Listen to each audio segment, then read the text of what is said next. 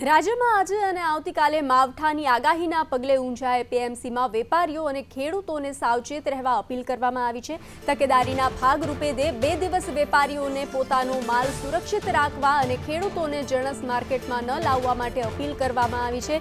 જે રીતે હવામાન વિભાગ દ્વારા કમોસમી વરસાદની માવઠાની આગાહી વ્યક્ત કરવામાં આવી છે, તેને લઈ અને ઊંઝા એપીએમસીમાં વેપારીઓ અને ખેડૂતોને સાવચેત રહેવા અપીલ કરવામાં આવી છે। તકેદારીના ભાગરૂપે 2 દિવસ વેપારીઓને પોતાનો માલ સુરક્ષિત રાખવા માટે અપીલ કરવામાં આવી છે। ખેડૂતોને જણસ માર્કેટમાં ન લાવવા માટે પણ અપીલ કરવામાં આવી છે।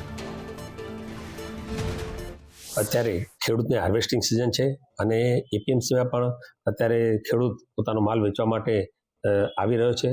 માલની આવક પણ સારી છે અને આ જ સમયે માવઠાની શક્યતા છે। 1-2 તારીખે આગાહી મુજબ વરસાદ થવાની થોડી શક્યતા છે। આથી અમે વેપારીઓ અને ખેડૂતોને ખાસ કહ્યું છે કે જો ઉતાવળ ન હોય તો 2 દિવસ ખેડૂત પણ માલ ઓછો લાવે અને વેપારીઓ પણ જે ખુલ્લામાં માલ પડ્યો છે ઢાંકીને રાખે અથવા એ માટે વ્યવસ્થા રાખે અથવા તો શેડ નીચે એને લઈ લે।